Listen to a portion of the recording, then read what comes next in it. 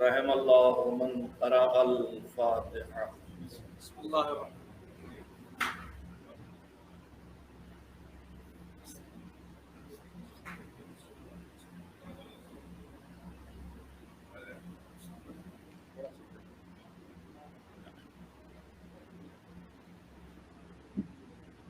اعوذ باللہ من الشیطان اللعین الرجیم، بسم اللہ الرحمن الرحیم، الحمد للہ رب العالمین، والعاقبۃ للمتقین، والجنۃ للمؤمنین والنار للمنکرین، والصلاة والسلام على سید الانبیاء والمرسلین، سیدنا ونبینا وشفیعنا ابی القاسم محمد اللهم صل على محمد وآل محمد وآلہ الطیبین الطاہرین المعصومین المظلومین، واللعنة الدائمة الباقية على أعدائهم أجمعين من الآن إلى يوم الدين. أما بعد، فقد قال الله سبحانه وتعالى في كتابه المبين، وهو أصدق الصادقين وقوله الحق، هو الذي أرسل رسوله بالهدى ودين الحق ليظهره على الدين كله ولو كره المشركون. صلوات بھیجیں محمد اللهم صل على محمد وآل محمد. ایام اعزاء کا سلسلہ جاری ہے، اور عزاداری میں مومنین منہمک ہیں۔ یہ عزاداری جو صاحبان ایمان انجام دیتے ہیں، جس میں ذکر سید الشہداء پر، ذکر شہداء کربلا پر، ان مصیبتوں کے تذکرے پر جو کربلا میں گزری، جو راہ کوفہ و شام میں گزری، ان مصیبتوں کے تذکرے پر ہمارے دل رنجیدہ ہوتے ہیں، ہماری آنکھوں سے اس رنجیدگی کے نتیجے میں آنسو نکلتے ہیں، اور جب یہ غم اور شدید ہوتا ہے تو ہم غمزدہ ہو کے، مصیبت زدہ ہو کے سر و سینہ پیٹتے ہیں، جسے ماتم کہا جاتا ہے۔ یہ ساری چیزیں فطری ہیں، جس سے انسان کو محبت ہوتی ہے، اس کی مصیبت میں غمزدہ ہونا اور اس کی خوشیوں میں خوش ہونا، یہ انسانی فطرت ہے۔ جہاں تک محبت کا رشتہ ہوگا، اتنا ہی یہ دونوں چیزیں دیکھنے کو ملیں گی۔ محبوب کی خوشی، جس سے ہمیں محبت ہے، اس کی خوشی ہماری خوشی بن جاتی ہے، اور جس سے بھی ہمیں محبت ہو، اس کی مصیبت ہماری مصیبت بن جاتی ہے۔ صدیاں گزرنے کے بعد محبت کا تقاضا یہ ضرور ہے کہ جس سے محبت ہو، اس کی مصیبت، اس کی مشکلات، اور خاص کر کے اس کی موت، وہ اثر ڈالتی ہے ہمارے اوپر، کہ آدمی اتنا شدید غمگین ہوتا ہے کہ کھانا پانی تک چھوٹ جاتا ہے۔ ہم آپ روز یہ مناظر دیکھتے ہیں کہ گھر میں جب کوئی جنازہ رکھا ہو، کسی کے باپ کا خدا بھی حادثات سال 2 سال میں کورونا کے بعد بے حساب گزرے ہیں، گھر میں کوئی کسی کا باپ بیمار ہوا، ہاسپٹل میں رہا، انتقال ہو گیا، کسی کی ماں، کسی کا بھائی، کسی کی بہن، کسی کا بیٹا، نزدیک ترین لوگوں کی موتیں ہوتی رہی ہیں۔ تو ہم نے ہمیشہ یہ دیکھا ہے اور ہمارا ہمیشہ کا مشاہدہ ہے یہ کہ جب کسی گھر میں جنازہ رکھا ہے، مثلا باپ کا جنازہ، اب بیٹا زار و قطار رو رہا ہے، اس سے پہلے ہاسپٹل میں ایڈمٹ تھا، باپ وہاں اسے ہوش نہیں تھا کھانے پینے کا، باپ کے بچانے میں لگا تھا، اب گھر جنازہ آ گیا ہے تو اب بھی کھانے پینے کا ہوش نہیں ہے۔ لوگ خوشامد کرتے ہیں کہ بیٹا ایک پیالی چائے ہی پی لو ذرا سے پانی پی لو، اور وہ صاحب مصیبت ہاتھ جوڑ جوڑ کے کہتا ہے کہ ہم ابھی کچھ نہیں ہو سکتا، ابھی نہیں ممکن ہے، گھونٹ نہیں اترے گا۔ تو یہ ایک فطرت کا تقاضا ہے کہ جس سے ہمیں محبت ہو، اس کی مصیبت ہماری اپنی مصیبت بن جاتی ہے۔ لیکن یہی فطرت اللہ نے اسی فطرت میں ایک چیز اور رکھی ہے کہ جب مصیبت پڑے اور مصیبت تازہ ہو، مثلا موت ہو جائے، تو آدمی زندگی سے اتنا دور ہو جاتا ہے کہ کھانا پانی تک چھوٹ جاتا ہے، ہنسنا مسکرانا دور کی بات ہے، قہقہے لگانا دور ناممکنات میں سے ہے، کھانا پانی تک چھوٹ جاتا ہے۔ لیکن پھر اسی انسان کو ہم دیکھتے ہیں کہ دوبارہ زندگی میں واپس آتا ہے، کھانا پانی بھی کرنے لگتا ہے اور ہنسنے بھی لگتا ہے، قہقہے بھی لگاتا ہے، شادیوں میں بھی شرکت کرتا ہے۔ تو جیسے مصیبت پڑنے پر، مصیبت آنے پر جس سے ہمیں محبت ہے، اس کی موت یا اس کی مصیبت ہمیں بے حساب پیدا کرتی ہے اور غمزدہ کرتی ہے، اسی طرح سے یہ بھی فطرت ہے کہ وقت بڑھنے کے بعد، وقت گزرنے کے بعد یہ غم ہلکا ہوتا ہے۔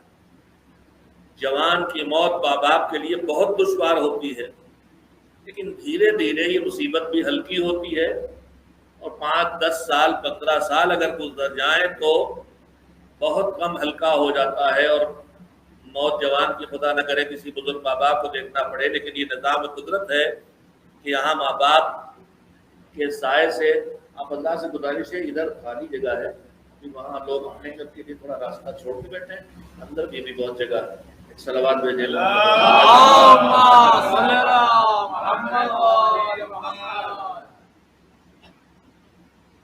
انسان کتنے ہی شدید غم ہو، وقت گزرنے پر، مصیبت پڑنے پر غمزدہ ہونا، شدید غم کا شکار ہونا، یہ بھی فطرت ہے، اور وقت گزرنے پر اس مصیبت کا ہلکا ہونا اور اس غم کا کم ہو جانا۔ ہمارے ماں باپ دنیا سے رخصت ہوتے ہیں، جب اٹھتے ہیں بہت بے چین ہوتے ہیں، جب اللہ کرے جن کے ماں باپ زندہ ہیں انہیں زیادہ سے زیادہ اپنے ماں باپ کی خدمت کا موقع ملے، ان کے سر ان کا سایہ باقی رہے، لیکن ہم میں سے ہر ایک کو اس کا سامنا کرنا ہوتا ہے۔ تو جب ماں باپ دنیا سے اٹھتے ہیں تو آدمی کے لیے جینا مشکل ہو جاتا ہے، لیکن پھر دھیرے دھیرے بھول اتنی بڑھتی ہے کہ یہ زندگی میں کبھی کبھار آدمی یاد کر کے آنسو آنکھوں میں آ جاتے ہیں، وہ شدت بہرحال ختم ہو جاتی ہے۔ آپ سوچ رہے ہوں میں کہنا کیا چاہتا ہوں؟ میں کہنا یہ چاہتا ہوں کہ میرا اپنا باپ دنیا سے اٹھے، میری اپنی ماں دنیا سے اٹھے، میرا اپنا عزیز دنیا سے اٹھے، تو اس کے جانے پہ رنجیدہ ہونا بھی میری فطرت ہے، اور وقت گزرنے کے بعد اس غم کا ہلکا ہونا اور اسے بھول جانا بھی میری فطرت ہے۔ مگر پروردگار عالم نے عزاداری حسین کا وہ اہتمام کیا ہے کہ غم صدیاں گزر جانے کے بعد بھی ہلکا نہیں ہو رہا ہے، سال پہ سال، صدیوں پہ صدییں، نسلوں پہ نسلیں گزر رہی ہیں، لیکن جیسے ہی محرم آتا ہے وہ غم ایسے تازہ ہو جاتا ہے کہ جیسے مصیبت ابھی پڑی ہو، جیسے کربلا ابھی واقع ہوئی ہو۔ تو یہ فطرت کا بدلنا عزائے حسین کی بقا کے لیے الہی انتظام کے علاوہ اور کچھ نہیں ہے۔ ایک صلوات بھیجے محمد و آل محمد۔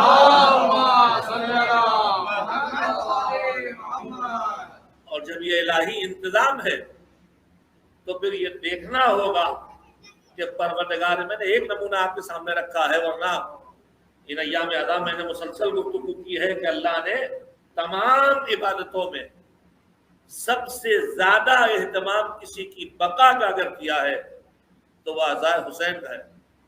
تمام عبادات میں سب سے زیادہ جس کا اہتمام کیا گیا ہے وہ اس کا اہتمام کیا گیا ہے۔ پروردگار عالم نے دنیا میں جب کوئی دوسرا الہی اہتمام عزاداری کے لیے دیکھیں، دنیا میں کہیں بھی جب کوئی حادثہ گزرے تو اس حادثے کے ہونے کے بعد اس کی بات ہوتی ہے، اس کا ذکر ہوتا ہے۔ خدا نخواستہ سڑک پہ ایک ایکسیڈنٹ ہو جائے، ابھی ہم آئے ہیں، سڑک پہ ایکسیڈنٹ ہونے سے پہلے اگر خدا نہ کرے مثال دے رہا ہوں صرف، ہم ادھر سے گزرے تو ہمیں کوئی خبر ہی نہیں ہے تو ہم کیا جانیں؟ تو اگر ایکسیڈنٹ ہوا ہے، اگر کسی کی موت ہوئی ہے، کسی کوئی گھر گر گیا، کوئی بڑی سے بڑی مصیبت آئی ہے، تو حادثہ گزرنے کے بعد اس کا تذکرہ ہوتا ہے۔ لیکن اللہ نے شہادت حسینی کو اتنا اہتمام دیا ہے کہ حسین شہید بعد میں ہوئے ہیں، اس کا تذکرہ آدم کے دور سے شروع ہو گیا۔ حسین شہید بعد میں ہوئے ہیں، ان پر گریہ آدم کے دور سے شروع ہو گیا۔ جناب آدم جب جنت سے آئے، باہر بھیجے گئے تاکہ اولا کی بنیاد پر دنیا میں آباد کرنے اور دنیا میں انسانیت کی ہدایت کے لیے، تو جناب آدم سے جو ترک اولا ہوا تھا نہ کرتے تو اچھا تھا۔ ان سے کہا گیا تھا اس درخت کے پاس نہ جانا، درخت کے پاس نہیں گئے۔ شیطان نے اس درخت سے پھل توڑ کے انہیں لا کے دے دیا، کہا اس سے تو منع نہیں کیا اور یہ کھاؤ تو پھر تمہارے لیے بڑا اچھا نتیجہ اس کا نکلے گا۔ ابھی تک شیطان کی مکاریوں کا سابقہ نہیں ہوا تھا، جناب آدم کے سامنے کوئی جھوٹ بولنے والا آج تک نہیں گزرا تھا، کوئی غلط بیانی کرنے والا نہیں گزرا تھا۔ انہوں نے اعتماد کیا اور اس پھل کو کھایا۔ یہ گناہ نہیں تھا، اللہ کی نافرمانی نہیں تھی۔ اللہ نے کہا تھا درخت کے پاس مت جانا، یہ نہیں کہا تھا اس کا پھل نہ کھانا۔ بات صرف اتنی تھی کہ یہ کہا جائے گا کہ جب درخت کے پاس جانے سے منع کیا تھا تو کیا اچھا تھا کہ اس کا پھل بھی نہ کھاتے، بہتر تھا کہ پھل بھی نہ کھاتے۔ تو جو وہ بہتر تھا اسے چھوڑا ہے، یہ گناہ نہیں ہے، یہ معصیت نہیں ہے، یہ نافرمانی نہیں ہے، یہ عصمت آدم کے خلاف نہیں ہے، یہ ترک اولا ہے، یعنی جس کا کرنا بہتر تھا اس کو چھوڑ دیا۔ یہ گناہ نہیں تھا لیکن ایک لغزش ہے اللہ کی بارگاہ میں۔ تو اب دنیا میں آئے تو ان کو توبہ کا حکم دیا گیا اور توبہ کا سلیقہ سکھایا گیا۔ جناب جبریل ان کے پاس آئے اور ان کو سلیقہ توبہ سکھایا اور 5 نام انہیں عنایت کیے اور کہا ان ناموں کا واسطہ دے کے توبہ کرو۔ انہوں نے بجتن پاک کے نام تھے، ناموں کا تذکرہ کر کے ان کا واسطہ دے کے توبہ کرتے تھے۔ تو ایک مرتبہ انہوں نے کہا کہ مالک، جبریل سے کہا کہ کیا بات ہے کہ ان 5 ناموں میں جب میں کوئی نام لیتا ہوں تو میرے دل میں فرحت و انبساط پیدا ہوتا ہے، خوشی پیدا ہوتی ہے، لیکن جب ان میں تیسرا نام لیتا ہوں، چوتھا نام لیتا ہوں، 5واں نام لیتا ہوں تو چوتھے نام تک تو میرے دل میں خوشی پیدا ہوتی ہے، لیکن جب 5واں نام حسین لیتا ہوں تو میرا دل رنجیدہ ہو جاتا ہے، آخر کیا بات ہے؟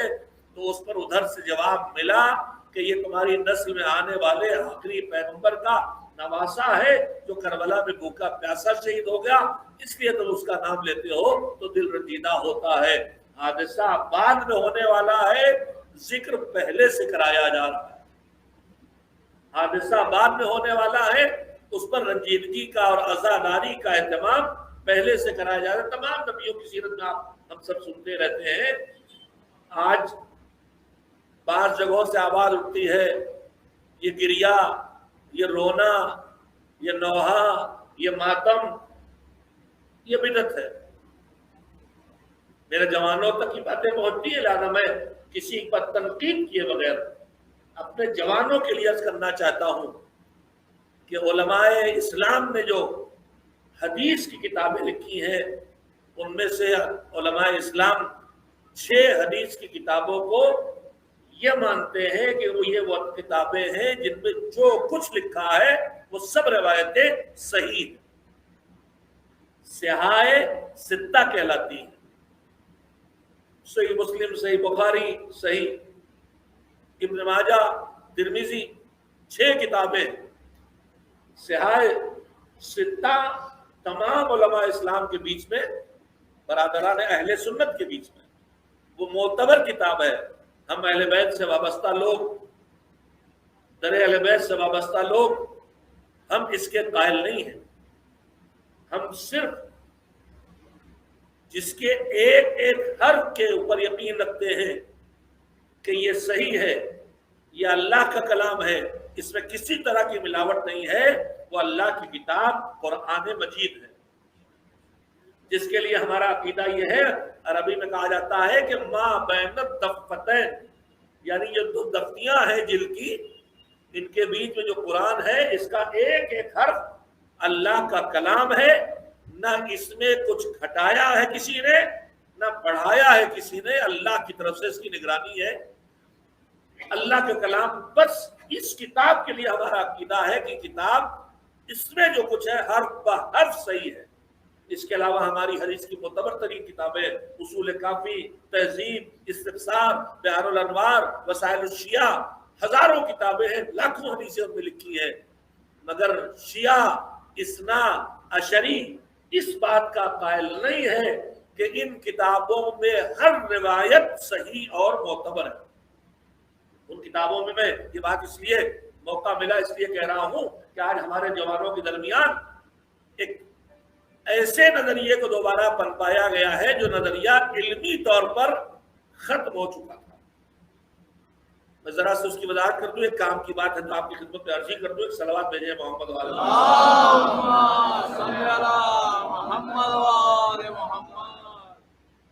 حضور سرور کائنات حضرت محمد مصطفیٰ صلی اللہ علیہ وسلم دنیا میں دین کا پیغام لے کے آئے، شریعت اسلام لے کے آئے۔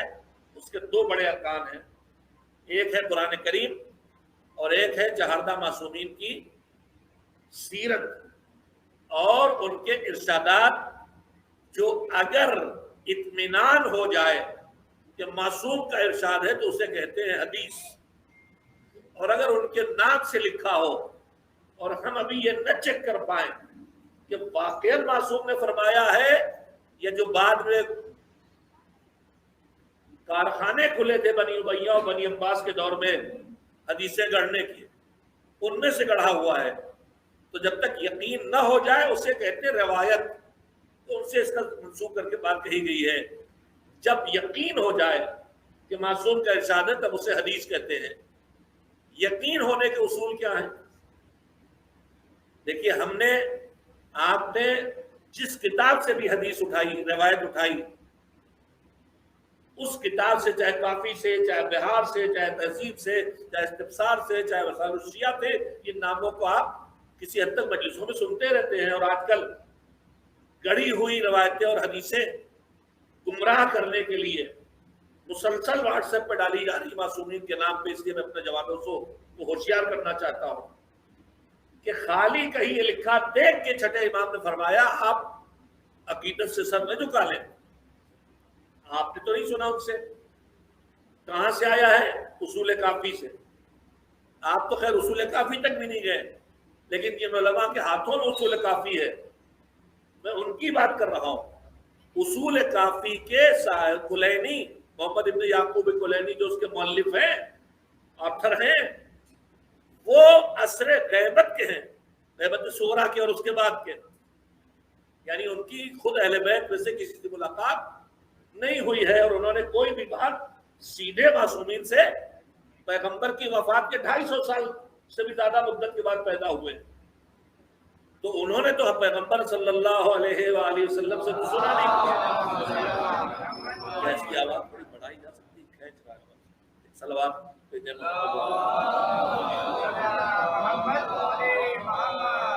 تو آپ جب جب انہوں نے نہیں سنا ہے تو پھر ہوتا کیا ہے؟ تو کہلاتا ہے سلسلہ روایت. یعنی اگر حضور سے منسوب ہے تو حضور کے دور کا کوئی صحابی جو پیغمبر کے زمانے میں اس نے حضور سے سنا، اب اس نے بھی سیدھے صاحب اصول کافی کو تو بتایا نہیں، نسلیں ہیں، تو پھر انہوں نے کسی اور کو وہ روایت سنائی، انہوں نے کسی اور کو روایت سنائی.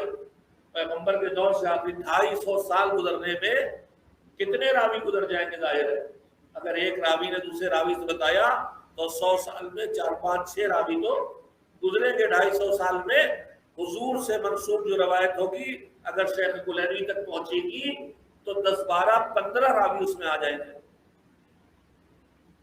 اب مسئلہ یہ ہے کہ قرآن مجید ایک معیار دے رہا ہے. توجہ فرمائیے، باتیں مجلسوں میں پڑھی نہیں جاتی لیکن ہماری زندگی کی ایسی اہم باتیں ہیں کہ ان پہ توجہ نہ دینے کے نتیجے میں ہم نہ جانے کہاں کہاں نقصان اٹھا رہے ہیں.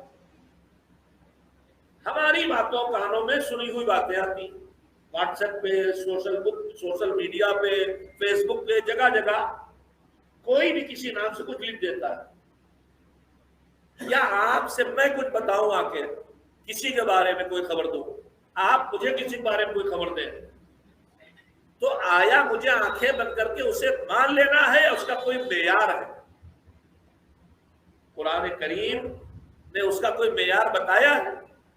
تو قرآن کریم کی آیت ہے بسم اللہ الرحمن الرحیم، ان جاءکم فاسق بنبأ فتبینوا ان تصیبوا قوما بجہالۃ فتصبحوا علی ما فعلتم نادمین. ایسا کسی نے آپ کا فلاں صاحب آپ کو گالیاں دے رہے تھے، فلاں صاحب کے لیے کہہ رہے تھے، تو جنہوں نے کہا فلاں صاحب میں فوراً مان لو؟ نہیں، ایک اسٹینڈرڈ ہے قرآن کا. قرآن کہتا ہے ان جاءکم، جو تمہارے پاس خبر لے کے آیا ہے. سارے مومنین کی 2 قسمیں. اب آ گئی یہ بات تو سن لیجیے، چاہے سلوات بھی نہ بھیجیے لیکن سن تو لیجیے.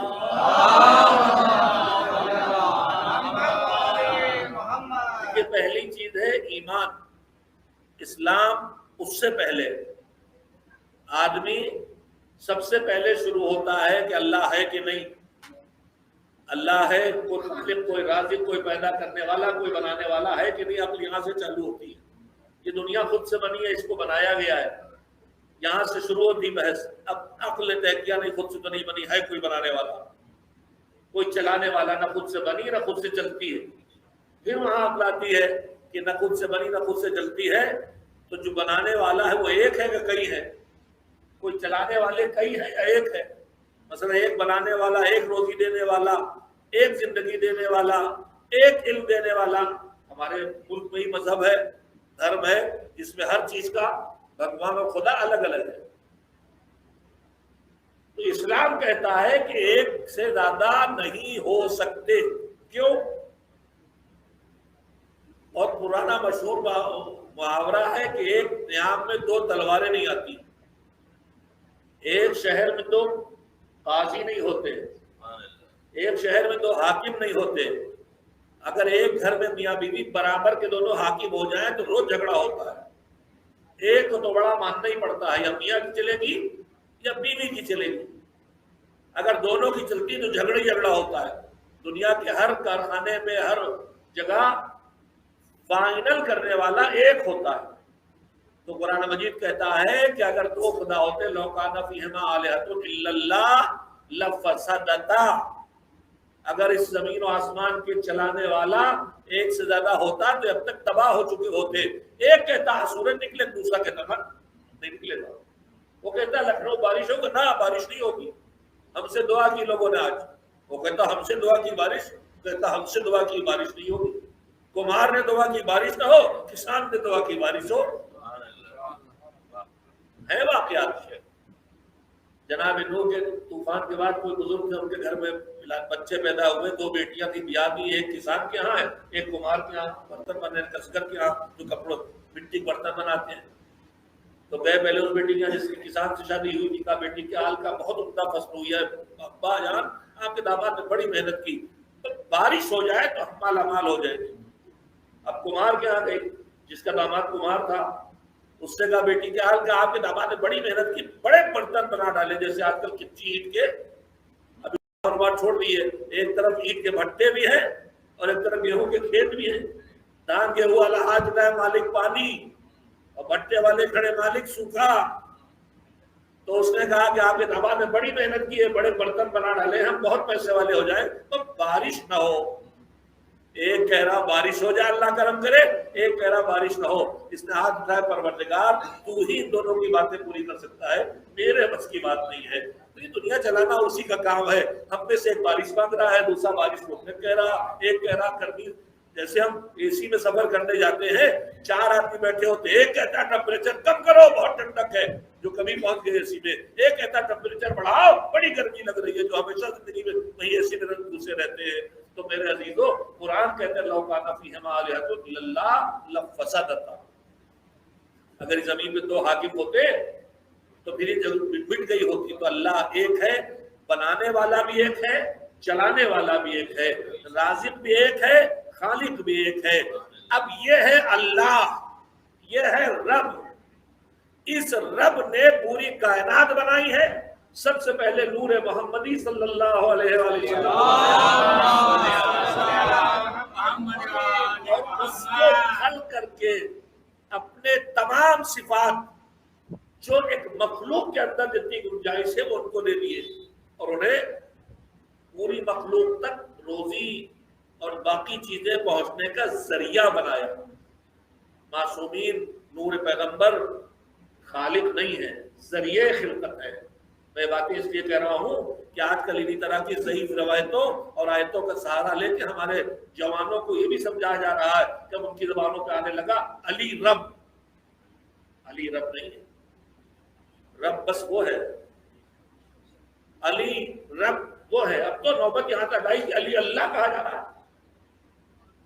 اتنے جاہل ہیں کہ انہیں پتہ ہی نہیں ہے کہ اللہ بھی اسی طرح سے ایک نام ہے جیسے علی ایک نام ہے، مگر یہاں تک پہنچا دیا گیا ہمارے جوانوں کو۔ اور ایسے لوگوں پر جو معصومین کو خالق بنائے، رازق بنائے، رب بنائے، ہمارے معصومین نے کھلی ہوئی لعنت کی ہے اور کہا ایسے لوگوں سے اپنے بچوں کو بچانا، ایسے لوگوں کے ساتھ اٹھنا بیٹھنا نہیں، ایسے لوگوں کے ساتھ کھانا پینا نہیں، اس لیے کہ تمہیں تباہ کر دیں گے۔ پیغمبر صلی اللہ علیہ وآلہ وسلم کے بعد جب اہل بیت سے دوری اختیار کی گئی تو چوتھے امام کا دور آتے آتے معصومین سے اتنا دور کر دیا گیا تھا کہ نہ ان سے مل پاتے تھے، نہ سیکھ پاتے تھے۔ تو چاہنے والے بھی محروم تھے، پوری تعلیم نہیں حاصل کر پاتے تھے، اور دشمن بھی پیچھے لگا تھا۔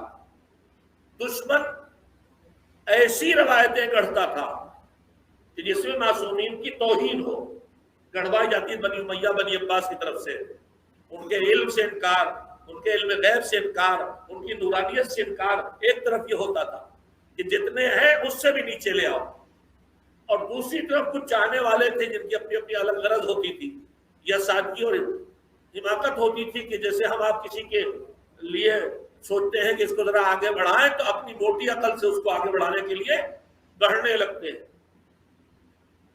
تو معصومین کے لیے انہوں نے گڑھنا شروع کیا۔ تو جو معصومین کو خدا بنا رہے تھے، رب بنا رہے تھے، وہ کہلائے غالی، اور جو معصومین کی عظمت کا انکار کر رہے تھے، ان کی عصمت، ان کا علم غیب، اللہ سے ان کے رشتے، ان کی کا انکار کر رہے تھے، وہ کہلائے مقصر۔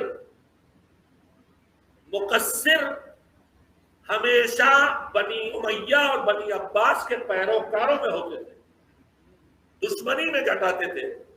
کوئی دوست رہتے ہوئے کسی کو نہیں گھٹاتا۔ مقصر ہمیشہ بنی عباس اور بنی امیہ کے پیروکار ہوتے تھے، لیکن غالی ائمہ کے چاہنے والوں میں ہوتے تھے۔ محبت میں بڑھانا، بالکل فطری باتیں میں عرض کر رہا ہوں کہ آپ اگر ہم چاہنے والے ہیں تو ائمہ کو ہم کہیں سے گھٹا، محبت کہے گی جیسے ہے ویسے مانو، یا حماقت کریں گے تو بڑھائیں گے، لیکن نیچے تو نہیں لائیں گے۔ تو مقصر تھے دشمنوں کے بیچ اور غالی تھے دوستوں کے بیچ۔ مگر سنیے معصومین کی سیرت، مجھ سے جو حوالے مانگے گا، میرا نمبر میں ہمیشہ عرض کرتا ہوں 9415306988 997 ریکارڈ بھی ہو رہا ہے، واٹس ایپ بھی اسی پہ ہے، اور میرا ای میل بھی ہے HaidarSafi@gmail.com. میرا نام تھوڑا الٹ دیا، صفی حیدر کی بجائے حیدر صفی HAIDER صفی SAFI@gmail.com. میری مجلس سن کے آپ کے ذہن میں کوئی الجھن، کوئی سوال پیدا ہو تو میرے پیٹھ پیچھے تبصرہ نہ کیجئے کہ وہ غیبت ہے، فیس بک پر واٹس ایپ پہ جا کے نہ ڈالیے کہ وہ فتنہ ہے، اور فتنہ قتل سے بھی زیادہ شدید ہے. پہلے اس سے پوچھئے، اگر مطمئن نہ کر سکوں تو پھر آپ مجھے واجب القتل کو قرار دیجیے.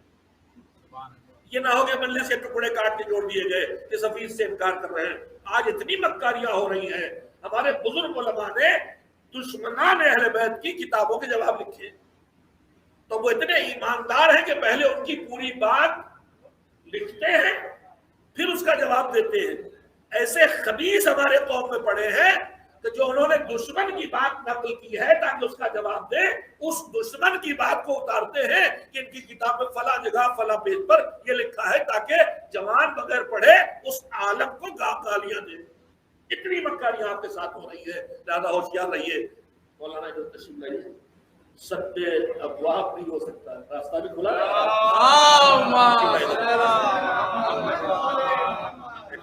آپ لوگ ذرا سمٹ کے پھر اور نزدیک آ جائیں. اللہم صلی اللہ میں جانتا ہوں، میں کر لوں گا. صلوات بھیجے محمد.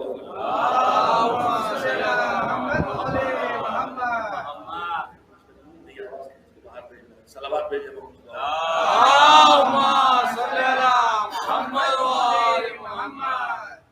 میں اس لیے عرض کر رہا ہوں، بات آ گئی ہے تو اس وقت ہم ان مسائل سے دو چار ہیں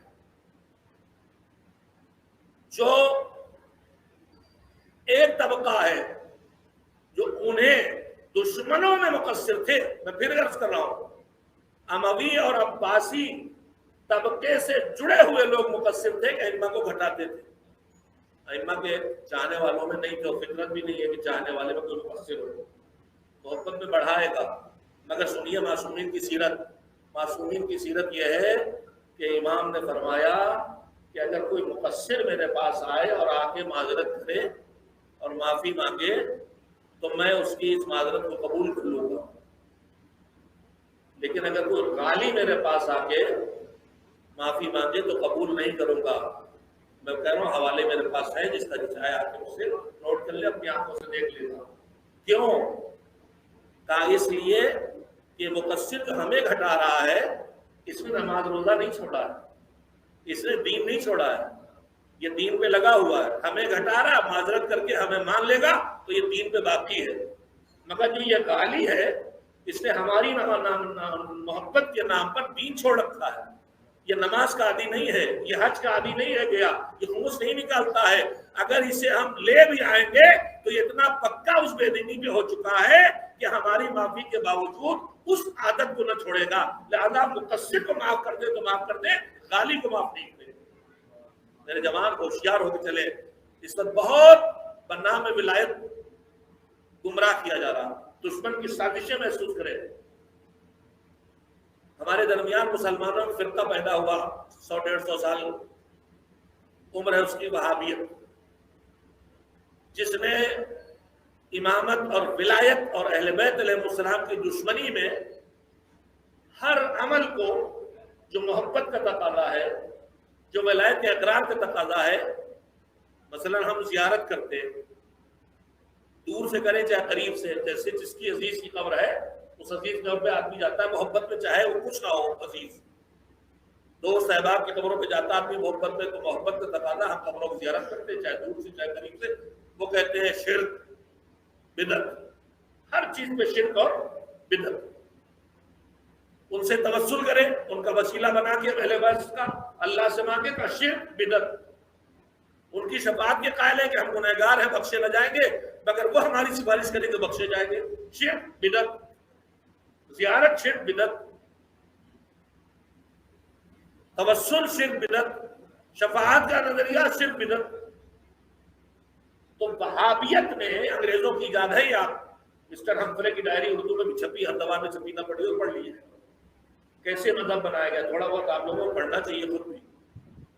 سنے سنائے پہ نہ چلیے خالی، اب سنے سنائے چلنے کا زمانہ نہیں رہا، اب سنے سنانے والوں میں معتبر غیر معتبر سب شامل ہو گئے۔ پہلے سنانے والوں میرے بچپن تک ذاکرین اور خطبہ سب صاحبان علم ہوتے تھے، خود محنت کر کے پڑھتے تھے کہ سیٹوں کو نہیں دہراتے تھے۔ خیر، تو مقصر دشمن میں تھا، دوستوں میں نہیں، اور ان میں غالب دوستوں میں تھے، مگر اللہ نے معصومین نے کہا کہ ہم غالب کو اپنے پاس نہ آنے دیں گے، اس لیے کچھ سدھرے گا نہیں، اس کی عادت بگڑ چکی ہے، ہماری دنیا میں نہیں آئے گا۔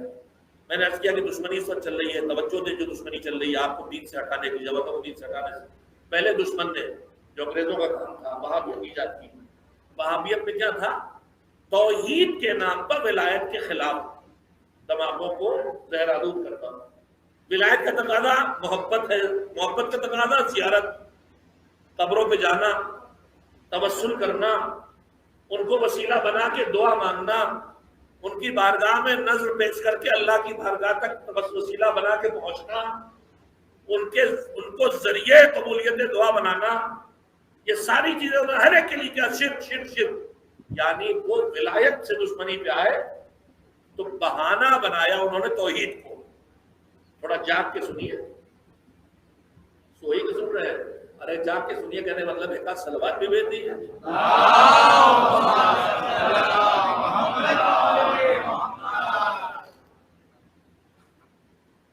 اس کو شرک اور بدعت کہہ دیا۔ توحید کی حفاظت کے نام پر ولایت سے لوگوں کو دور کیا، مگر دشمن نے دیکھا کہ ولایت کی مخالفت جن کو کھینچنے کے لیے کی تھی وہ ولایت والے تو ایک ٹوٹ کے وہابیت کی طرف نہیں آئے۔ اب اس زیادہ کیا صراحت کرو گے؟ وہابیت کی طرف کوئی ولایت والا نہیں گیا۔ یہ ولایت انگریزوں نہیں جس کو ہندوستان سے باہر ولایت اہل بیت والا، کوئی ولایت اہل بیت والا وہابیت کی طرف نہیں گیا۔ گئے تو انہیں کے بھائی بندو گئے جن کے پاس ولایت نہیں تھی تو صحیح نہیں تھی۔ ولایت بمانے حکومت ہے، ان کی حکومت اپنے اوپر مانو جو غدیر میں مولا بنایا۔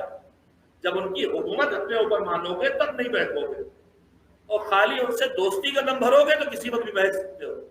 غدیر کی ولایت دوستی کا پیغام نہیں ہے، غدیر کی ولایت اس کی ہے کہ جیسے پیغمبر ہمارے اوپر ہم سے زیادہ اختیار رکھتے ہیں، ویسے ہی یہ علی اور ان کی نسل آنے والے سارے امام ہمارے حاکم ہیں، ہمارے اوپر ان کا اختیار ہم سے زیادہ ہے۔ اگر ہمارے بیچ میں کوئی خالی محبت دل سے رکھے اور اطاعت کے حاکم ہونے کا مطلب جو کہیں کرنا ہے یعنی اطاعت، تو ولایت وہ محبت ہے جس کے ساتھ اطاعت بھی ہو، ان کو بھی مانو، ان کی بات کو بھی مانو۔ علی کو مانا تو علی کی بات کو مانو، اللہ کو مانا تو اللہ کی بات کو مانو، اللہ کو مانا تو اب اس کی بات ہے سجدہ، سجدہ کرو۔ علی کو مانا تو علی کی بات ہے اللہ کی اطاعت، اللہ کی اطاعت کرو، نماز پڑھو، روزہ رکھو، زکات دو، خرچ نکالو۔ یہ ہے ولایت۔ تو کوئی ولایت والا نہیں دیکھا باب یہ طرف، اب وہ دشمن ہوئے ولایت والوں جو ولایت میں ہے، راہ پہ باقی ہے۔ اب ان کی دشمنی کیسے ہے؟ ان کا یہ ولایت تو نہیں چھوڑنے والے۔ تو جیسے کل انہوں نے وہابیت کی ایجاد کی تھی کہ ولایت توحید کے نام پر ولایت چھین لی جائے، توجہ دے میرے لفظوں میں، جیسے کل سازش رچی تھی کہ توحید کے نام پر ان سے ولایت کا عقیدہ چھین لیا جائے، آج انہوں نے الٹ دیا۔ آپ کو ولایت کے نام پر، محبت کے نام پر، ان سے الفت کے نام پر اتنا جذباتی بنا دیتے ہیں کہ آپ کو یہ سمجھانے لگتے ہیں کہ یہی خالق بھی ہے، یہی رازق بھی ہے، یہی رب بھی ہے۔ اس طرح آپ کی توحید آپ سے چھین رہے ہیں۔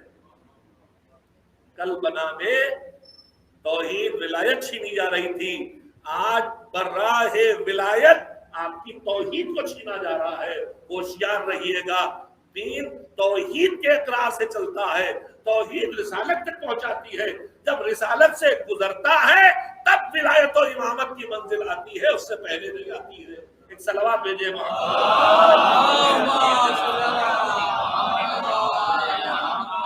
سے بات نکلی، کان کی بات ذہن میں آ گئی تو میں نے آپ سے عرض کر دیا ہوشیار رہیے گا۔ کچھ ہے آگے جب نکل جانے والے، ان سے بھی آگے، کچھ ہے پیچھے رہ جانے والے۔ نہ یہ پیچھے والے درست ہیں نہ آگے والے درست ہیں۔ درست کون ہے؟ غدیر کے میدان سے سیکھیے۔ حضور جب میدان غدیر میں آئے تو جو تھے ساتھ ان کو روکا، کہا جو پیچھے انہیں انتظار کر کے آگے لاؤ، جو آگے چلے گئے انہیں واپس بلا کے پیچھے لاؤ۔ جب نقطۂ اعتدال پہ آ گئے، نہ پیچھے والے آگے آ گئے آگے والے پیچھے آ گئے، تو ولایت مولا علی کا اعلان کر کے بتا دیا کہ غدیری مولا کا ماننے والا وہی ہوگا جو نہ غلو کا شکار ہو، نہ آگے بڑھے نہ پیچھے رہ جائے، جو نقطۂ اعتدال پہ کھڑا ہوگا بس وہی سچا غدیری ہوگا۔ ایک صلوات ایک صلوات اور اس سے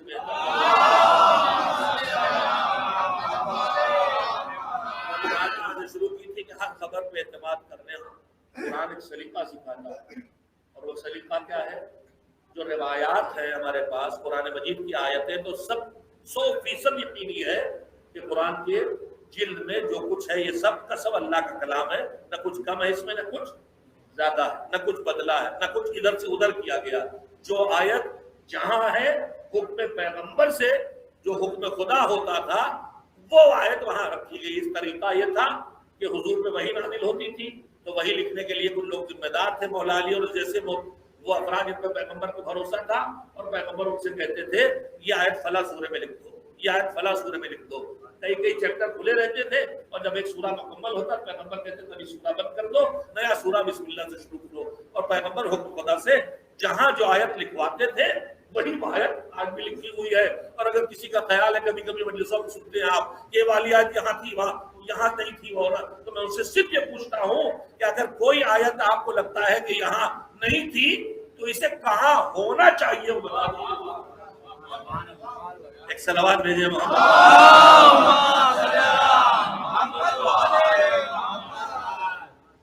تو قرآن مجید یقینی طور پر ہے۔ اس کے علاوہ ہم کسی کی قائل نہیں ہے کہ کافی میں جو ہے سب صحیح ہے ہی نہیں، کڑی ہوئی کثرت سے روایتیں ہیں۔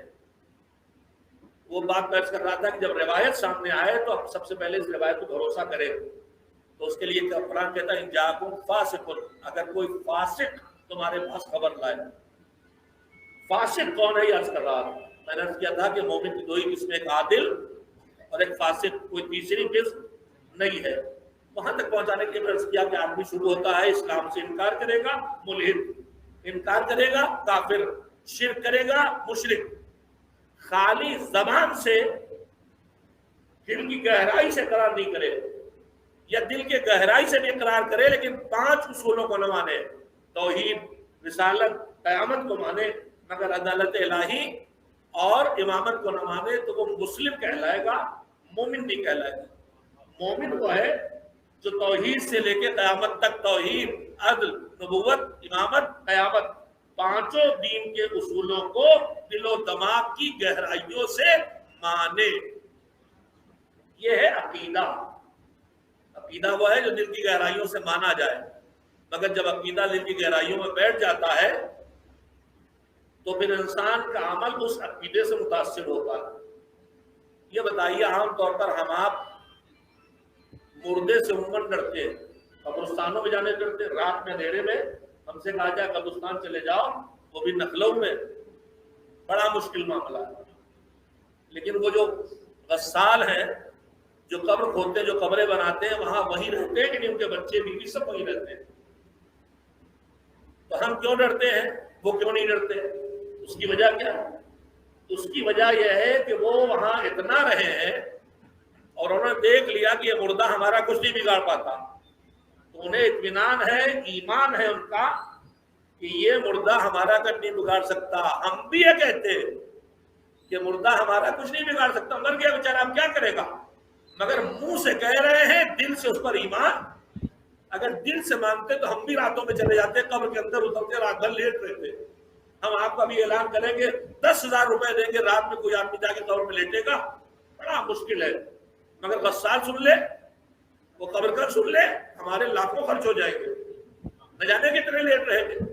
تو ہم قبر میں لیٹنے سے کیوں ڈر رہے ہیں؟ ہمیں پتہ کچھ نہیں ہونے والا، لیٹنے سے نہ ملک الموت آ جائیں گے، نہ لیٹنے سے فضائل قبر ہو جائے گا، نہ لیٹنے سے منکر نکیر آ جائیں گے، مگر ہمت نہیں۔ کیوں؟ اس لیے کہ کہہ تو رہے ہیں کہ ڈر کچھ نہیں، مگر زبان سے کہہ رہے ہیں، دل سے نہیں۔ بس جہاں دل سے یقین اور اطمینان اور اعتماد ہو جائے وہ ہے ایمان۔ ہمارا ایمان کچا ہوتا ہے، جہاں ہم گناہ کرتے ہیں وہاں ہمارا ایمان کچا، ہم اللہ کی بات نہیں مانتے تو جہنم میں ہمارا ایمان کچا۔ تو جتنا ایمان ہوتا ہے عمل اسی کا نتیجہ دیتا ہے۔ اس کا ایمان ہے تو وہ قبر میں لیٹ جائے گا، میرا ایمان نہیں ہے تو میں ڈروں کو نہیں لیٹوں گا۔ اب اللہ پر ایمان ہے تو یہ ایمان کہے گا کہ جو اللہ کہے وہ کرو۔ اب اللہ کہے گا نماز پڑھو تو میں نماز پڑھوں گا، اللہ کہے گا روزہ رکھو تو میں بھوکا رہوں گا، اللہ کہے گا کہ مال سے کما کے جو بچایا اس میں نکالو تو میں نکالوں گا، اس لیے مجھے اللہ پر اور آخرت پر ایمان ہے۔ تو یہ میرے اعمال ہیں جو میرے عقیدے کا نتیجہ ہے۔ توجہ دیں، بہت قیمتی باتیں کہہ رہا ہوں، پھر غور کیجیے گا۔ آدمی کا ایمان اور عقیدہ ہوتا ہے دل میں، اور اس ایمان اور عقیدے کے نتیجے میں آدمی کا جو عمل ہوتا ہے وہ عمل ہوتا ہے دل کے باہر ہاتھ پیروں سے۔ میں توحید کا عقیدہ رکھتا ہوں اس لیے نماز پڑھتا ہوں، میں توحید کا عقیدہ رکھتا ہوں، اللہ کے وجود پہ یقین ہے اس لیے ہم آپ سب روزہ رکھتے، قرآن پڑھتے، تلاوت کرتے۔ تو ہمارا ایمان ہے توحید، ہمارا عمل ہے نماز، ہمارا عمل ہے روزہ۔ اب ہمارا ایمان ہے ولایت، ان سے دل سے محبت کرنا۔ تو اس دل سے محبت کا نتیجہ یہ ہے کہ ان کی خوشی میں خوش اور ان کی مصیبت اور غم میں رنجیدہ۔ تو جو ہمارا عقیدہ ہے وہ ولایت، اور اس عقیدے کے نتیجے میں جو عمل پیدا ہو رہا ہے وہ میرا کریا، میرا ماتم، میری عزاداری، میرے آنسو۔ میں کہنا یہ چاہتا ہوں کہ جب یہاں پر بات آتی ہے تو آدمی کہنے لگتا ہے عقیدے کا معاملہ ہے چپ رہیے، نہیں، اللہ پر اعتماد اور بھروسہ ایمان ہے۔ نماز جیسے عقیدہ ہے ویسے ہی امامت، ولایت، محبت عقیدہ ہے۔ اس عقیدے کے ذریعہ پیدا ہونے والے عمل کا نام عزاداری ہے۔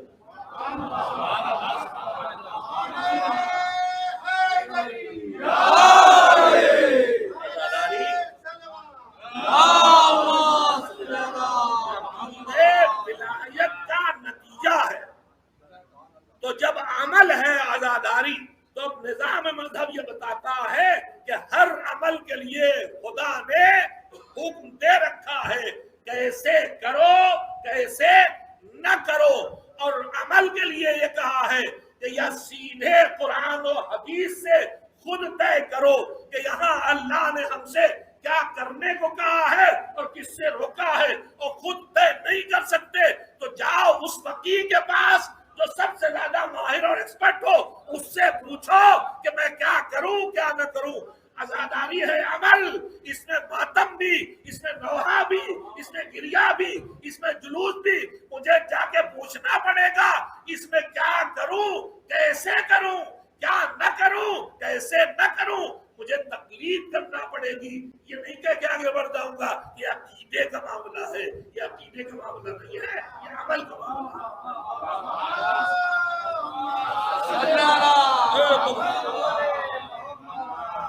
ایک صلوات میں جھوٹ بیٹھے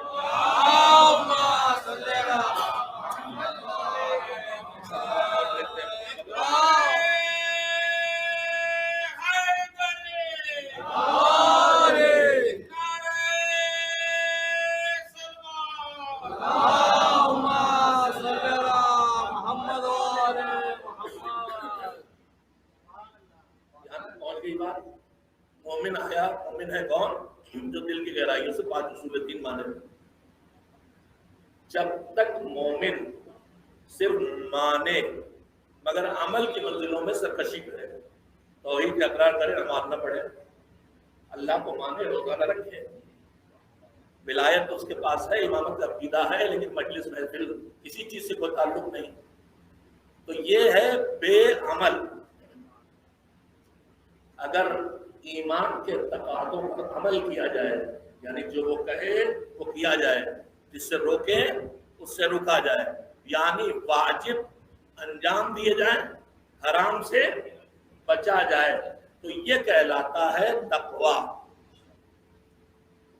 اور تقویٰ جب اچھی پریکٹس ہو جائے کہ اب جو واجب ہے تو چھوٹنے نہ پائے اور حرام ہے تو ہونے نہ پائے، تو یہ کہلاتا ہے عدالت۔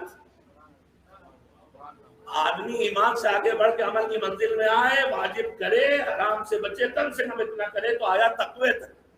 اور تقویٰ جیسے ہم گاڑی چلاتے ہیں، نئے نوسکھیا ہوتے ہیں تو سوچ کے گیئر بھی بدلتے ہیں، چوتھا ڈالنا تیسرا ڈالنا ہے، اور سوچ کے کلچ بھی دباتے ہیں، کلچ دبانا ایکسیلیٹر چھوڑنا، اسی میں بریک کبھی دب جاتا ہے اور کبھی کلچ بریک کے بجائے کلچ دب جاتا ہے۔ ہر سیکھنے والے نے ایک بار تو یہی ہوگا کہ بجائے بریک دبانے کے کلچ دبا دیا یا ایکسیلیٹر دبا دیا اور مار دیا ٹوک ٹاک دی۔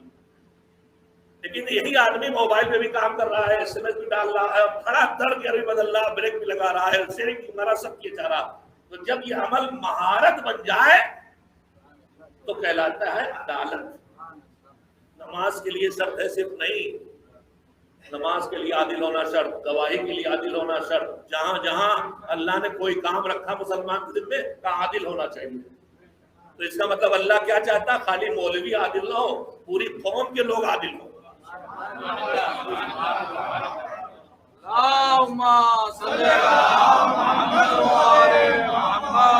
گناہ کبیرہ کرے نا، گناہ کبیرہ صغیرہ دوہرائے نا، گناہ کبیرہ یعنی واجب چھوڑے نا، حرام کرے نا، گناہ صغیرہ وعدہ خلافی، خدا نہ کرے نامحرم پہ نظر ڈالنا۔ کل سے نہ ہو جائے مولانا بتائے نامحرم کو نظر ڈالنا گناہ صغیرہ ہے، لہذا آپ کو بڑھیا چھوٹا گناہ چلے گا۔ چھوٹا گناہ جب تک اکیلا رہے تب تک چھوٹا، اور جہاں ریپیٹ ہو وہیں بڑا ہو جاتا ہے۔ خیال رہے، صلوات بھیجے محمد۔ داڑھی موننا چاہے گناہ صغیرہ ہی ہو، مانے لیتا ہوں میں، لیکن ایک دن موننا گناہ صغیرہ ہے، اور روز موننا گناہ کبیرہ ہے، اور پلان کر کے موننا سرکشی ہے۔ ہمارے 3 جملے کہے، تینوں پکے سچے کہے۔ ایک آدمی گناہ کر بیٹھتا ہے، جھوٹ بول گیا، غیبت کر گیا، نامحرم کو دیکھ گیا، ایک یہ ہے کہ توبہ توبہ اللہ، عشاء کی نکت میں چھٹا چٹ تھپڑ بھی چل رہے ہیں، توبہ توبہ اللہ، اور وہی دل میں ہے کہ بریڈ بھی رکھا ہے اور شیوی مشین بھی رکھی ہے اور سب رکھا ہے، کل پھر یہی چھلائی ہوگی۔ یہ توبہ نہیں ہے، یہ اللہ کی بارگاہ میں معصومین نے کہا ہے کہ اگر ترک گناہ کا ارادہ نہ ہو تو توبہ نہیں ہے، تم مذاق اڑاتے ہو اللہ۔ آدمی گناہ کی توبہ کرے یعنی ارادہ کرے کہ اب یہ گناہ نہیں دہراؤں گا۔ میں آپ سے سیدھے سیدھے پوچھنا چاہتا ہوں، بڑی بحثیں ہوتی، داڑھی رکھنا سنت ہے کہ واجب ہے کہ احتیاط واجب ہے، کیا ہے؟ میں آپ سے پوچھتا ہوں، تبرک پڑ رہا ہے، بڑا ہم اس کا احترام کرتے ہیں، لیکن لکھا کیوں دکھائی دیتا کہ اتنا آ گیا کہ اب جو گھر میں رکھا فریج میں تو ذرا سے بو آ گئی، اب ڈر لگ رہا کہیں خراب نہ ہو گیا، تو ڈر لگنے پہ کھانا چھوڑ دیتے ہیں کہ نہیں؟ ہو سکتا خراب ہو گیا ہو، تو اگر ڈر لگتا ہے کہ خراب ہو گیا، یقین نہیں ہوتا تو کھانا چھوڑ دیتے ہیں۔ تو مولا علی کا جملہ سنیے کہ عجب تو لمن یحتمی من الطعام لمضرته کیف لا یحتمی من الذنوب لمعرته۔ امام نے فرمایا کہ مجھے حیرت ہوتی ہے اس آدمی پر جو کھانے کے نقصان کے ڈر سے کھانا تو چھوڑ دیتا ہے لیکن گناہ کے نقصان کے ڈر سے گناہ نہیں چھوڑتا۔ کھانا نقصان بھی کرے گا تو 2-4 دن میں نپٹ جاؤ گے، گناہ کا نقصان جہنم تک پہنچا دے گا۔ امام کہتے ہیں پھر بھی نہیں ڈرتے، اس لیے تم کو حیرت ہوتی ہے۔ ایک صلوات بھیجیں جلدی سے تم کرو۔ تو اب سنیے، مومن جب تک واجبات کو انجام دے، حرام سے بچے اور یہ عادت اس کی پکی ہو جائے تو وہ ہے عادل۔ اس کے مقابلے میں جو اس جگہ نہ آ سکے وہ ہے فاسق۔ دو ہی قسمیں ہیں، یا عادل یا فاسق۔ نماز پڑھتا ہے ساری شرطوں میں اور سب واجبات بھی، وہ ہے عادل، سب اچھے کام کر رہا ہے، نماز نہیں پڑھتا، فاسق۔ سب اچھے کام کر رہا ہے، کار خیر میں سب سے آگے، مگر روزہ نہیں رکھتا، فاسق۔ گناہ کریں گے تو عادل نہیں رہے، عادل نہیں تو فاسق۔ اور فاسق بھی 2 قسموں کے ہیں ہوتے ہیں، کچھ گناہ کر کے چھپانے والے، معلوم ہے اچھی بات نہیں ہے، لوگوں کو پتہ نہ چلے، اچھا، کچھ کھلا گناہ کرنے والے جن نے داڑھی موننا ہے، بے حجاب ٹہلنا ہے۔ اب ہمارے درمیان بڑے جسارت والے پیدا ہو گئے، کھلا شراب پی رہے ہیں، جب اللہ سے نہیں ڈرتا تو بندوں سے ڈرنا، کمبخت۔ اللہ کہتا ہے مجھ سے نہیں ڈرتا تب بھی چھپا کے کر، دوسرے بندوں کو نہ بگاڑ۔ ڈرتا نہیں ہے لیکن انہیں نہ بگاڑ، ان کا گناہ اپنے سر نہ لے، تجھے برائی کرتے دیکھ کے وہ بھی سیکھیں گے، تیرا نام بھی لکھی جائے گی۔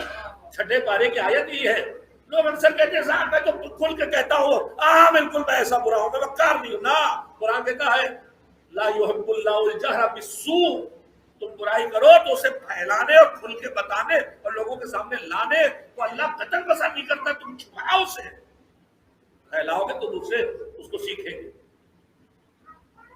تو اب جب تک گناہ کر کے آدمی چھپاتا رہے فاسق ہے، اور جب گناہ کر کے پھیلانے لگے تو وہ ہے فاجر.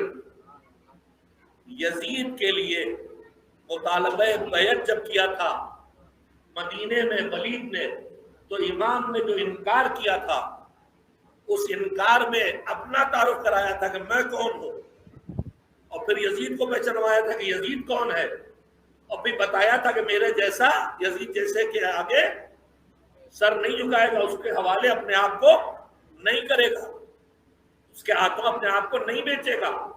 تو جو یزید کی برائیاں بتائی تھی وہ کیا تھی؟ فرمایا میں نحنو معدن الرسالہ معدن النبوہ، ہم نبوت کی کانیں ہیں، ہم رسالت، ہم نبوت کے خزانے ہیں، ہم نبوت رسالت کی کانیں ہیں.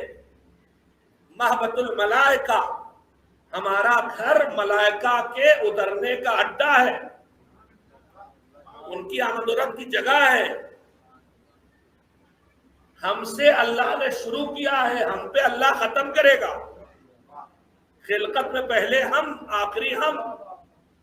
اب اس کے بعد کا ہم تو ایسے ہیں. اور یزید، فرمایا یزید شارب الخمر، یزید میں بے حساب برائیاں تھیں، مگر چند برائیوں کو خاص تذکرہ امام نے کیا کہ یزید کو پہچانو، اور اگر تم حسینی ہو، عزادار ہو، تو جن برائیوں نے یزید کو یزید بنایا حسین کی زبان سے سن کے اس سے اپنے کو بچاؤ.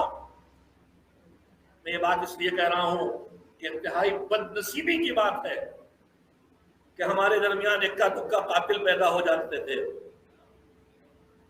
اب ہمارے درمیان وہ بھی تعداد بڑھ رہی ہے، شوٹر ہونے لگے.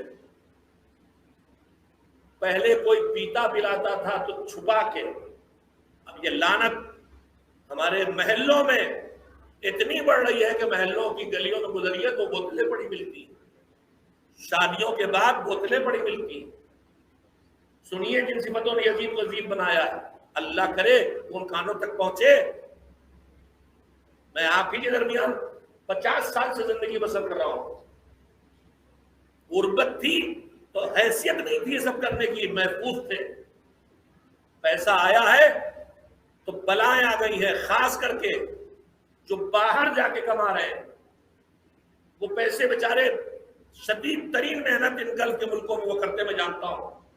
وہ یہاں پیسے بیچتے ہیں اور یہاں اولاد بگڑتی ہے، ماں باپ ماں محبت میں کھلے ہاتھوں پیسے دیتی ہے، اور پھر اس کے بعد اسمیک، شراب، نشہ چل رہا ہے. میں نام علاقوں کا نہیں لوں گا لیکن آپ سب سمجھیں، آپ بھی باخبر ہے، میں جانتا ہوں آپ بے خبر نہیں ہے.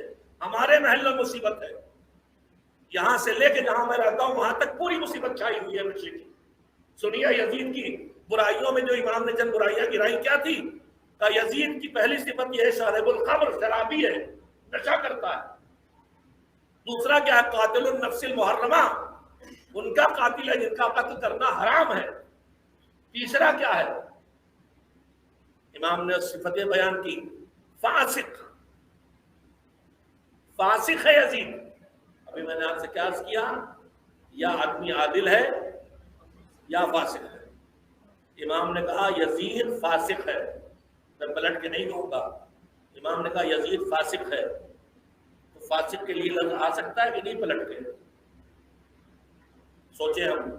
امام نے کہا یزید فاسق ہے، یزید شرابی ہے، یزید قاتل ہے. فاسق کا یعنی گناہ کرتا ہے، واجبات چھوڑتا ہے، حرام کام کرتا ہے، سب آ گیا.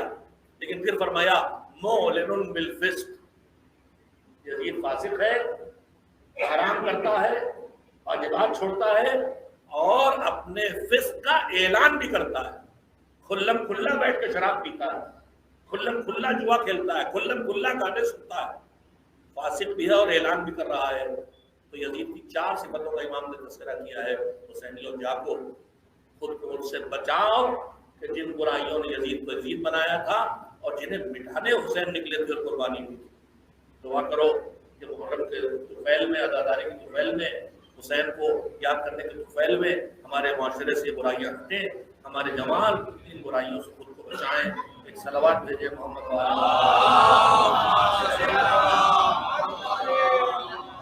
قرآن کہتا ہے کہ ہر بات پر، واٹس ایپ پر، فیس بک پر، فون پر، گفتگو میں، بیٹھک بازیوں میں، اخباروں میں، چاہے جہاں آئے، ٹی وی پر، یہ دیکھو خبر لایا کون ہے۔ لانے والا عادل ہے تو دو عادل آئیں تب مانو، ایک کو بھی نہیں۔ کسی بھی بات کو دو عادل گواہی دیں گے تب مانو۔ اور فاسق اگر خبر لائے تو اللہ کہتا ہے فتبینوا، اس کے بارے میں تحقیق کرو، ریسرچ کرو، سچ ہے کہ نہیں۔ اس لیے کہ اگر تم نے فاسق کی بات ایسی مان لی تو تم کسی نہ کسی کو نقصان پہنچاؤ گے، قوم، قبیلے، خاندان، کنبے کو ایسی مصیبت کھڑی کرو گے کہ پھر زندگی بھر شرمندہ رہو۔ جھوٹی خبروں میں بھروسے کر کے ہم رشتے توڑ دیتے ہیں، جھوٹی خبروں میں بھروسے کر کے ہم شادیاں توڑ دیتے ہیں۔ ہم کو یہ نہیں کرنا چاہیے، بلکہ یہاں تو دوسری بات بتائی گئی کہ اگر بھروسے والا بھی خبر لا کے دے لیکن جس میں الزام لگایا گیا ہے وہ آ کے معذرت کرے تو اس کی معذرت قبول کی جائے۔ بلکہ چوتھے امام نے ایمانی معاشرے کے لیے پہچان بتائی ہے کہ اگر تمہارے داہنی طرف چلتا ہوا تم کو کچھ برا بھلا کہے اور پھر بائیں طرف آ کے کہے کہ میرا یہ مقصود نہیں تھا، تو تم اس کی اس تعبیر کو قبول کر لو۔ اتنا بڑا دل پیدا کیجئے، تب سینے پہ ہاتھ مار کے کہیے یا حسین۔ اتنا اونچا کردار پیدا کیجئے، تب ہاتھوں کو کہیے لبیک یا حسین۔ ایک صلوات بھیجے محمد۔ ہمارے جوانوں کو سمجھا کے جو ایک راہ نکالی گئی، علماء فقہا جن کا بنایا دین آپ کے ہاتھوں میں، جن کتابوں کے حوالے دیتے، سب ان علماء کے لکھے، ان کو گالیاں دے کے کہا جا رہا ہے کہ ہم تقلید نہیں کریں گے، اجتہاد حرام ہے، ہم اخباری ہیں۔ اخباری کا مطلب کیا ہے؟ اخباری کا مطلب یہ ہے، وہ اخباری پہلا نظریہ یہ ہے، وہ کہتے ہیں قرآن سے ہم ہدایت حاصل نہیں کریں گے، یہ ہمارے لیے نہیں آیا، یہ خالی ائمہ سمجھتے۔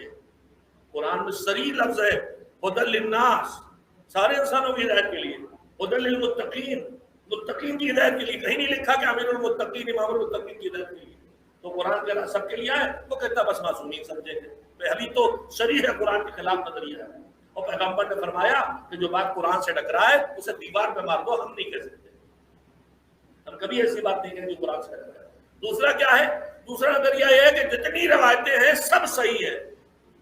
ارے میرے بھائی، پیغمبر صاحب نے سنا نہیں، وہاں سے یہاں تک 10 آدمی گزرے، قرآن کہتا ہے چیک کرو کوئی فاسق نہ ہو۔ اب پتہ چلا ہے، چلیے 14 صدیوں میں بکھرے ہوئے 17 لوگ جو راوی ہیں، ان میں سے ہر ایک کے بارے میں پتہ چلا، یہ پہلے طے کیجئے ان میں کوئی فاسق نہیں تھا۔ جب یہ طے ہو جائے کہ فاسق نہیں تھا تب وہ روایت آپ مانیے۔ ہم ایک داماد ڈھونڈتے ہیں، اپنے زمانے میں ہوتا، خاندان میں ہوتا، پتہ چلاتے، ادھر سب خبریں لاتے، ایک آدمی کے بارے میں ہماری ریسرچ غلط نکلتی ہے، غلط گھر میں بیٹی دے دیتے ہیں۔ تو 14 صدیوں میں پہلے راویوں کے بارے میں پتہ چلانا میرے جیسے آپ جیسے جاہل کا کام نہیں ہے، یہ خود فقیہ کا کام ہے۔ آقا خوئی رحمۃ اللہ علیہ نے 40 سال لگا کے پیغمبر سے آخری امام تک کے دور میں جتنے راوی گزرے ہیں، ایک ایک راوی کا بارے میں تفصیل لکھی اور فیصلہ کیا ہے کہ اس میں سے کون عادل تھا، کون فاسق تھا، کون بھروسے لائق تھا، کون بھروسے لائق نہیں تھا۔ تو روایت تو بعد میں سمجھیے گا، پہلے یہ تو طے کیجئے کہ اس میں جتنے راوی آئے ہیں وہ سب ایماندار ہیں، تاکہ یہ اطمینان ہو جائے کہ امام کا ارشاد ہے۔ اور جب اطمینان ہو جائے کہ امام کا ارشاد ہے تو پھر اب آئیے روایت کو سمجھنے۔ تو پھر آپ کو اتنی عربی آنا چاہیے کہ آپ سیدھے روایت کو اس کی عربی سے سمجھ لیں۔